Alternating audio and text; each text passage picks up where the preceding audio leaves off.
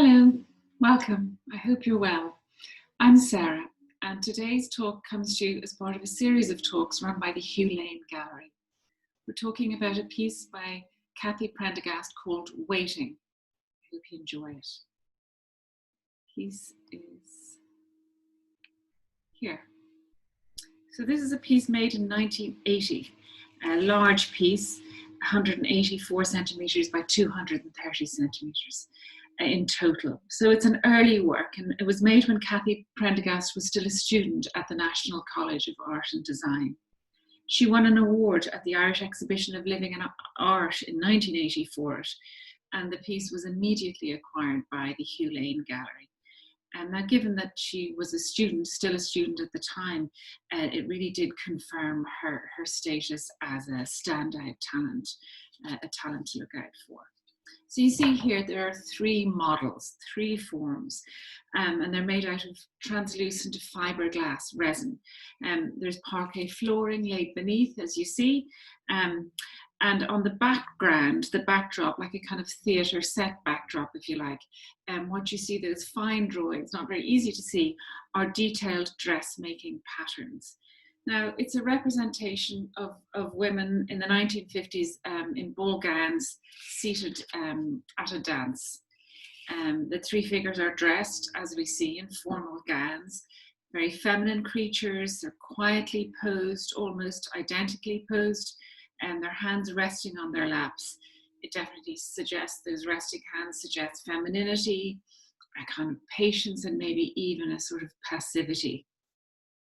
There's also something ghost-like, something of the faded old photographs, a little haunting and very seasonal for the week that's in it. And it's, of course, really, it's the missing heads and the missing sections of torso which make us feel most uneasy, that incompleteness of the forms. There's a suggestion of loss, maybe, of emptiness, certainly an otherworldliness. Again, that ghost-like feeling. Those headless bodies, of course, without any identity, become a stand-in for a type, a mold for any of us, all of us. The figures, interestingly, and this is important, are life size, and their incorporation into the real space that really accentuates the piece, I think, and adds to the strangeness. So they're life size, and the air around them, the backdrop, the flooring underneath them, where they're set, is part of the piece. Here, in this case, the figures are set in the foyer of Charlemont House. Of course, Charlemont House is a beautiful 18th century entrance hall of the Hugh Lane Gallery, rather. And this is just, as you see, maybe just behind it. It's just behind the staircase. So it's as if the figures are waiting to go upstairs, waiting to join the party. Now notice again the static, timeless quality of the waiting women. The dresses and the poses are intentionally ambiguous in terms of time, certainly. So we're not quite sure if it's the 1950s or is it the 1700s. And really, I suppose, does it matter? And is the ambiguity, is that the point? The tones and the colors, look at those. I think the choices that she made really add to the sense of timelessness. It's like a sepia-toned photograph. The figures and their dresses are made of molded, translucent fiberglass resin, but notice that flash of red breaking through like a ribbon at the end. This is in the central figure at the bottom of her dress. It's kind of like a red ribbon running at the bottom of her skirt. Again, a kind of that little detail creates a little more unease, I think. Are the figures real? Are they ghosts? There's certainly a sense of occasion. They're set in a line, the figures. They're watching, waiting. Their formal dresses are almost identical. And for all that the tones are muted, there's also something lustrous about those dresses and forms. There's a hint of shimmer and shine, a nod to gold, Again, suggestion of a party, a dance, an occasion. This is another image of the same piece, and you see it's just the photograph, but the tones are really quite different. The same piece entirely, but I wanted to show you this because I wanted to draw attention to the dressmaking patterns and the backdrop. Now they're very hard to see, and they're pasted onto the wall behind the seated figures. Really finely drawn instructions for dressmaking, and originally, of course, they would have been on tissue paper, and as far as I understand it anyway, they're pasted onto the wall behind. Now, why does she include them? Is she suggesting perhaps that there's a set of instructions for making the dresses, for making the models? We're not quite sure. And certainly those drawn lines and the fine detail of those very, very fine lines are an indication of where her practice was going to go, and we'll see that with her mapping series in a little while. Now, in an interview in the Irish Arts Review in 1996, this is what she had to say about this piece. The first piece I made was in my third year in college, a piece called Waiting. It wasn't a feminist statement. I think I was just curious about my mother's generation. My mother spent a lot of her time sewing and dressmaking, and the patterns are like an identikit for a woman. It's as if these set patterns you could be molded into. So in a way, that was my language, or something which I was aware of. But the patterns are very beautiful things. They're on tissue paper. They're like nothing, but they're so strong. So these three figures in Waiting could have come from those particular patterns. Waiting, this piece, references family history and memory, and the use of dress patterns could be seen as a metaphor for social conventions, for how lives are tailored to society's allotted roles. She went on to say, during my time at NCAD, the National College of Art and Design that is, I read a lot of poetry by Seamus Heaney. It was nothing theoretical, I was reading anything. I think that is what started to inform the work. Also, looking at a whole lot of family photographs we had at home, photographs of people waiting, my parents at a dress dance in the early 50s, and all the women were in front and the men behind. I think the old photographs were a sort of point of reference of what the family history was before we were born. Although at the time I wasn't aware of what those things were or why I was using them. It's very interesting, I think, that the themes of incompleteness and memorializing or memorialization in this piece, Waiting, really shows the direction in which Cathy Prendergast's work would evolve, and we will see this with some more of her work later. So who is she? Who is Cathy Prendergast? She was born in Dublin in 1958, and she's lived and worked in London since 1982. She's regarded as one of the finest Irish artists of her generation and has, as we see, a strikingly original imagination. Her work is represented in multiple public and private collections internationally, in collections including the Tate collection in London, the Irish Museum of Modern Art, IMA that is, and here Dublin City Gallery, the Hugh Lane. She's developed a very sophisticated practice, and she works with a really diverse range of disciplines, including installation art, sculpture, as we see here, drawing, as we will see, photography and video. She has a strong interest in maps and cartography and systems of human communication and infrastructure. And it's for this work, for her mapping work, really, that she's probably best known. Her work, and we'll see this again, has often involved the creation of series and of sets of detailed drawings and watercolors. And the first of these sets or series that we're going to have a look at is a set of watercolor prints called Body Maps. Now, these were produced for her first degree show, for her undergraduate show at the National College of Art and Design in 1983, and she made a series of 11 drawings, and here are two of them. See if I can move my just a little out of the way. As I said, called body maps. So these body maps were, after her degree show, were shown at the Temple Bar Gallery, and later were donated to IMA. So these pieces are very typical of Prendergast's work. There's very precise and meticulous, and that very unsentimental style of hers. She also takes a quiet and understated approach to her work, and in this, these pieces are typical. She was inspired for this series, these body maps, by the frequent associations of women and the land in Irish literature. But she turns this on its head with this series. She's really challenging that romantic treatment, the original treatment of the nude in the landscape.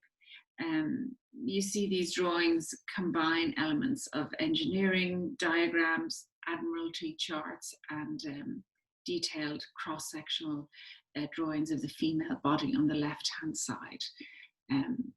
The breast, the torso, and the chest, rather, the torso and the hips. They're called To Alter a Landscape on the left-hand side and Enclosed Worlds. Mapping is so often linked to military conquest, and individual maps in this body series contain words such as we see here, alter, and in other cases, control. And in this way, I think she's examining concepts of sexuality, identity, and societal control.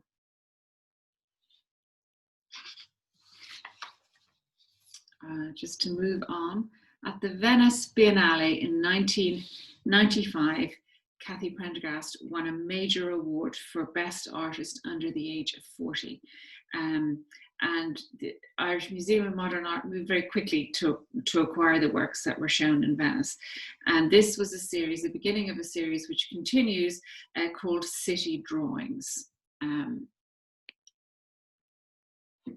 So there were, in the year 2000, at this point there was about 113 of the series of city drawings, and they formed a centerpiece of an exhibition held at IMA in 2000 called The End and the Beginning, which was sort of a mid-career retrospective, if you like. And I wanted to talk to you about some of the works on exhibit then, to show how her practice has developed and how it continues to reference and to echo those themes and processes relating to today's sculpture, the sculpture we're talking about, those three forms called waiting. So this, first we look at the city drawings. So this is one example, and it's in the IMA collection. So this is a piece called London, and we recognize it very definitely as London with that snaking Thames running through it. They are small, all of them in the series, intricate pencil drawings, and they're based on city maps. And the plan is that eventually the series will include every capital in the world. She reckons that to be about 180, but as she says herself, there seems to be more and more new capitals all the time. It's an aerial view, as you see, as all of them are, and they're small, delicate traceries of interwoven lines. All the cities, like this one, have a very distinctive organic feel. It's like they're detailed anatomical drawings, or maybe they're kind of organic patterns, like those found in veins or in leaves. So by subjecting all of the cities to the same size, to the confine that is one size of a piece of paper, so they're all 31 by 21 centimeters, she's really imposing a kind of democracy on the world. And I'll show you how that works a little clearer now. It's not easy to see, but you can see that all of the cities that she's drawn are the same size, and here they are exhibited in IMA at that exhibition. So all of the cities, by virtue of being the same size, have equal status, no matter how intricate or crowded they seem. And they're also playing with scale. They're all the same size, despite the huge variety of actual sizes of the city, of course. And she goes on to play with scale. She continues, this is a piece actually from 2 years earlier, called Land, and it's made of canvas, paint and tent poles, and it's from the Curlin Gallery website, the image. So this is playing with scale in a different way. It's a large piece of sculpture, very large, in fact, as you see from the dimensions. And we see her using fabric again to create shape, to create form. Again, although for all that it's fiberglass, the reference is to fabric in our piece that we're looking at, Waiting. But this is canvas, tent canvas, if you like, and it, for all that we see, we're not quite sure if it's a tent. Well, it looks to, on one reading, to be a tent, but it really turns out to be a three-dimensional map. So it's carefully, there's that shading and coloring is very carefully drawn to look like a standard map. She once described her work as a personal geography, and Land is a personal landscape based on the notion of a portable mountain range. Maps have played a major role in her work and are a means to an end, a useful metaphor. She says about them, I think of them as a kind of language that I happen to use early on in my work that I've tended to go back to. For another piece, Lost, she painted out the names of towns and features on the pages of a Times Atlas of the World and made a computer-generated version of a map of North America in which every feature is lost, hence the title. So Lost Creek, Lost Lake, Lost Springs. Now, this is part of the Tate collection. It's a digital print, so it's one of an edition.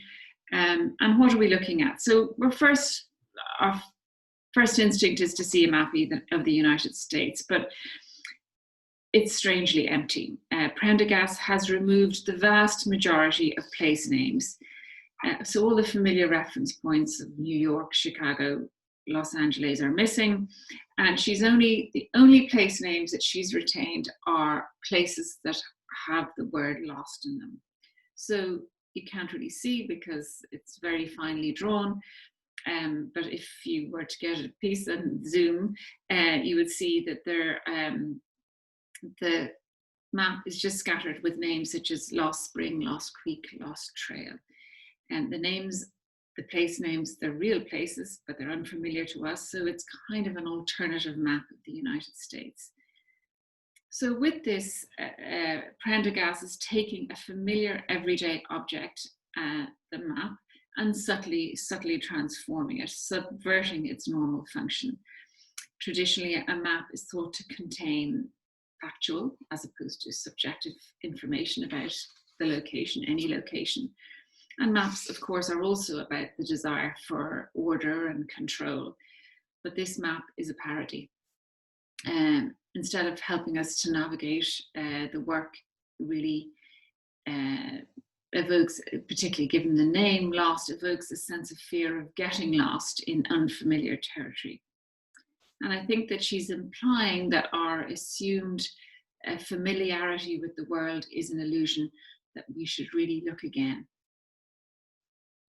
In a series of much more recent works, which take maps as a central idea, again, she continues to challenge our assumptions. With this series is called Black Maps.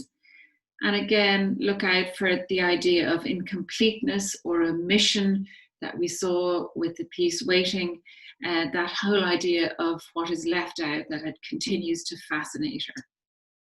Now, last year, between April and July, there was an exhibition in the National Gallery of Ireland, and it was called Shaping Ireland, Landscapes in Irish Art. And Cathy Prendergast, one of her works, one of her black maps were shown at the exhibition. So an audio interview was recorded by the National Gallery in April last year, speaking to Kathy Prendergast about her practice and how she was faring during the pandemic. And the interviewer asked her to describe the black map, the piece that she had shown in the National Gallery exhibition. And so this is one of the works. This is from the Curlin Gallery, in fact, but she described the work, the black map, as a process in general. She said the piece is called Atlas, and it comes in two forms. It comprises a motoring atlas of Europe on which every page is worked on. Everything is deleted from the atlas apart from the location dots, the white location dots. So I erased borders, roads, any topographical information. What is left is a series of white dots on a black background. Now, of course, the white dots represent towns and settlements, and the pages are black inked out pages. So this is an example of the works, one of them from Sligo and Belfast. As you can see clearly the outline of Northern Ireland and Sligo. She said, at the time I was thinking about how people migrated across landscapes and also about how people settled within landscapes. So for me, it was about a layering of history of people's migration and people's settling. And although I work with cartography in lots of ways, it's always about our human impact on the landscape. For me, there's a double-edged thing about the human body and the landscape. These two strands are what I'm concerned about. She goes on to say, that piece was also shown as a larger installation in different galleries, where the 100 pages of those maps were open on different pages. So 100 atlases laid on tables where people could actually negotiate and walk through the kind of landscape. And here is an example of it shown in the Curlin Gallery in Dublin. She said, what I was trying to do there was show people how connected with each other, and also how there was a disconnection as well, a kind of isolation between spaces.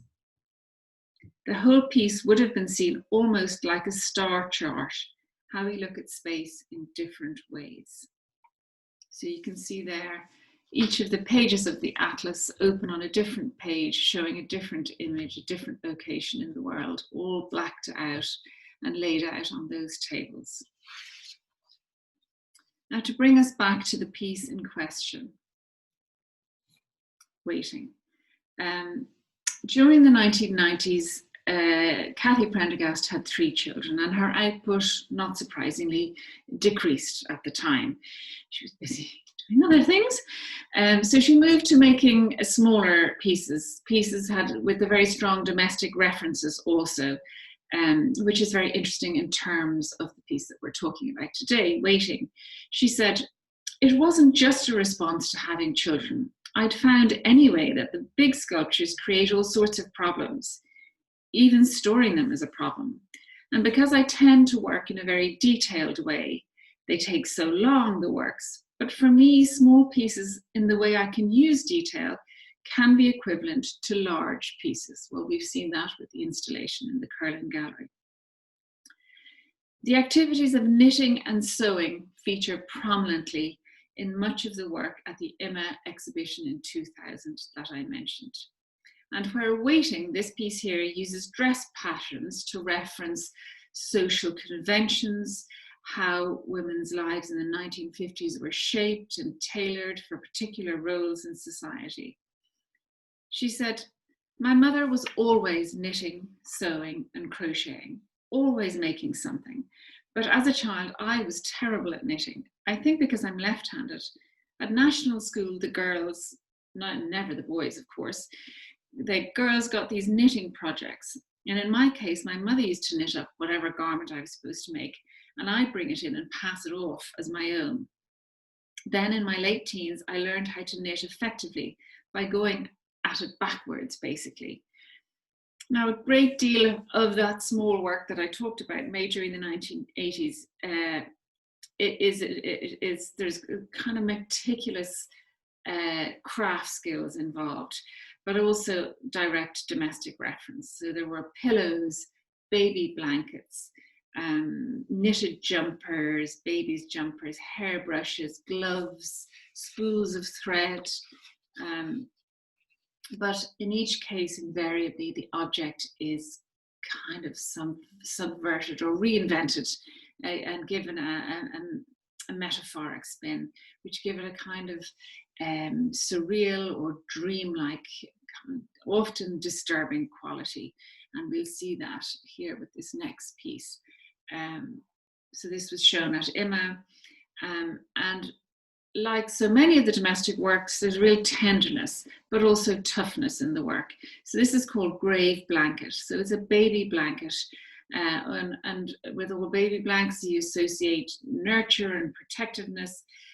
But then you realize chillingly, when you look at what this is made of, and the title, that it's the wool is interwoven with marble chippings. Those kind of chipping stones that are used to cover graves. Another piece is called The End of the Beginning, and it's a spool of thread, as you see, and it's one of the pieces from which the show takes its title, and it's actually human hair, a literal thread of life from 3 generations. So it's Kathy's hair, her mother's hair, and her son's hair interwoven and spooled on the thread. Now, as she puts it, taken together, if I had to find a general theme, I'd say these pieces are concerned with life cycles. That is, some with birth, some with death, and some with the area in between. Now, to conclude, again, finally, we've seen the works of an artist best known for her use of maps and mapping as metaphor to explore human impact and societal impact on land. How she uses cartography to explore issues around identity and control. We've seen how her small works, the domestic works, are charged with emotional intensity. They're reflective meditations on life and death and on the importance of families. And finally, back to the beginning, her first piece, Waiting, how she was fascinated by the old photographs belonging to her parents, photos of formal dances. So Kathy Prendergast, looked to blend those, her own childhood memories of her mother sewing and knitting and making, into this sculpted recreation of those old found photographs. On the one hand, it seems to be a nostalgic piece, yet on the other hand, manipulated as it is with these headless, missing forms, it's a reference to the social conventions and expectations around women's lives in the 1950s. So thank you so much for listening. Just to remind you that, let me get that up, to keep an eye on the Hugh Lane website for so many things, live talks, recorded talks, and so much information. Thanks again.